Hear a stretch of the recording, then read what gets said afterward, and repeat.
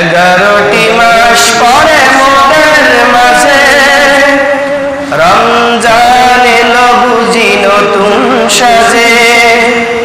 11টি মাস পরে মোদের মাঝে রমজান এলো বুঝি নতুন সাজে। মুমিনের মাঝে এলো সেরা উপহার, তাই তো খুশিতে সবে হলো একাকার। 11টি মাস পরে মোদের মাঝে রমজান এলো বুঝি নতুন সাজে।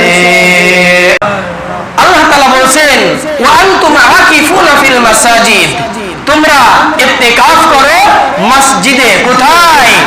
ইতিকাফ শব্দের অর্থ হচ্ছে আবদ্ধ করা।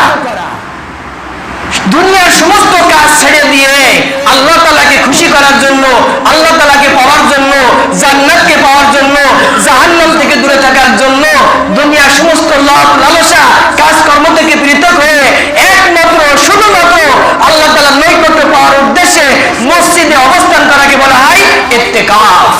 বুঝতে পারছেন? ইতিকাফ তিন প্রকার। একটা আছে সুন্নতে মুআক্কাদা, যেটা রমজানের শেষ দশকে বলা হয়। এই সেই দশক অর্থাৎ আজকে যারা ইতিকাফ থাকবেন, আসরের নামাজ পড়ে চলে আসবেন, মাগরিবের আগে মসজিদে অবস্থান করতে হবে। বুঝতে পারছেন কথা? আজকে থেকে ইতিকাফ শুরু। এটা হচ্ছে সুন্নাতে ইতিকাফ, রমজানের সেই দশকে ইতিকাফ। আরেকটা আছে ওয়াজিব ইতিকাফ, অর্থাৎ কেউ মান্নত করলো যে আমার এই কাজটা হলে আমি ইতিকাফ করব, সে ইতিকাফও করতে হবে, তাকে রোজাও রাখতে হবে। আরেকটা আছে নফল ইতিকাফ, অর্থাৎ সুন্নত ইতিকাফ, ওয়াজিব ইতিকাফ বাদে এমনি যে ইতিকাফ গুলো আছে, সেই ইতিকাফ গুলো হচ্ছে নফল ইতিকাফ। কথা বুঝতে পেরেছেন?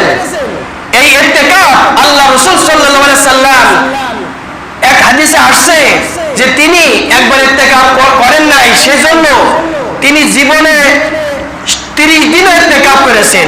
এমনকি তিনার জীবনের শেষ সময় তিনি একবার ইতিকাফ না করার কারণে একাধারে 20 দিন ইতিকাফ করেছে। বলেন সুবহানাল্লাহ।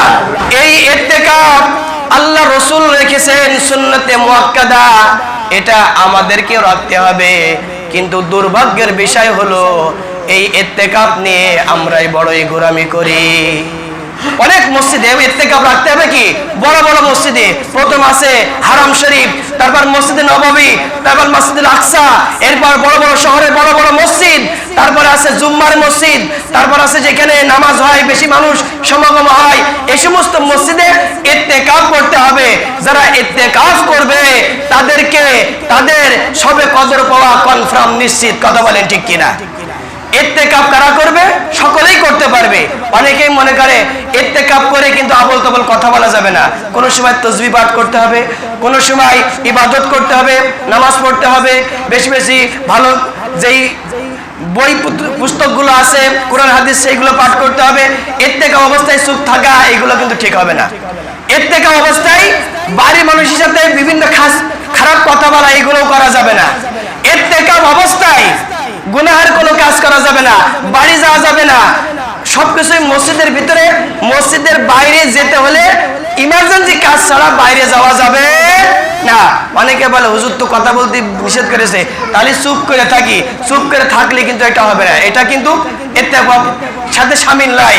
অনেকে আছে ইতিকাফ করতে চায় না, অনেক মহল্লায় যেখানে টাকা দিয়ে ইতিকাফ করে, এই টাকা দিয়ে ইতিকাফে বসানো না জায়েজ। বুঝতে পেরেছেন? টাকা দিয়ে ইতিকাফ বসানো যাবে না। অনেকে আছে হুজুর 3 দিন ইতিকাফ করলে কি হবে? 3 দিন ইতিকাফ করলে নফল ইতিকাফ হবে, কিন্তু এই রমজানের এই 10 দিন যে ইতিকাফ রাসূল করেছে সেই ইতিকাফ হবে না। বুঝতে পেরেছেন? যে ব্যক্তি ইতিকাফ করবে সে ওই মহল্লার সমস্ত, যদি কেউ ইতিকাফ মসজিদে না করে মহল্লার সকলেই সুন্নাত তরক করার জন্য গুনাহগার হবেন। বুঝতে পারছেন? সকলেই গুনাহগার হবে। আর যদি কেউ ইতিকাফে বসে তাহলে সকলেই ওই সুন্নাত তরক করার কারণে যে গুনাহ হয় সেই গুনাহ থেকে মাফ পাবেন। তো আমি বলবো যারা যুবক আছেন, মনে করেন আমি অনেকে এখন যদি পাহাড়ে অ্যাক্সিডেন্ট হয়ে যায় আপনার 10-20 দিন হাসপাতালে থাকতে হবে। এমন রোগ যদি আল্লাহ দিয়ে যায় 1 মাস হাসপাতালে থাকতে হতে পারে, অথবা অনেকেই রয়েছে সেখানে থাকতে আমাদের কোনো সমস্যা নাই। আমরা এই মনে করি সমস্ত গ্রামের গুনার বোঝা মাথায় নিয়ে আমরা অত্যন্ত 1 থেকে 2 জন, অনেক মুরব্বী আছেন যাদের কোনো কাজ নেই, শুধু মসজিদেই থাকে, অনেক যুবক আছে তাদের কোনো কাজ নাই। আমরা দয়া করে হাতে ধরে বলি, অত্যন্ত 2025 সালে আমরা 2 থেকে 3 থেকে 4-5 জন মিলে, অনেক বড় বড় মসজিদে 400-500 জন ইফতেকাফ করে, আমরা 2-3 জন ইনশাআল্লাহ আজকেই বাড়ি যে পরামর্শ করবেন, জীবনে যা হয়ে যায় যাক, ইফতেকাফ এটা আল্লাহর কাছে, আল্লাহর সাথে সরাসরি সাক্ষাতের একটা বিশাল সুযোগ, বিশাল সুযোগ। এই যে 70-80 বছর 40 বছর ইফতেকাফ না করে কি পেয়েছেন বলেন? প্রতিবারই তো হুজুরের কথা ইনভাইট ডিলেট করে দেন। অত্যন্ত এইবার আসুন আমরা সকলে, আমি চাই আমার নলডুগরি পাড়ার মুরব্বীদের মধ্য থেকে, যুবকদের মধ্য থেকে অত্যন্ত 1-2-5 জন আজকের থেকে ইনশাআল্লাহ ইত্তেকাফে বসবেন। আল্লাহ তাআলা এই ইত্তেকাফের ওসিলায় এই মহল্লার কবরবাসীকে মাফ করে দিক, এই মহল্লার সমস্ত মানুষদেরকে আল্লাহ তাআলা মাফ করে দিন, আয় রুজিতে বরকত দিন, আমিন। ওয়া আখির দাওয়ানা আলহামদুলিল্লাহি রাব্বিল আলামিন।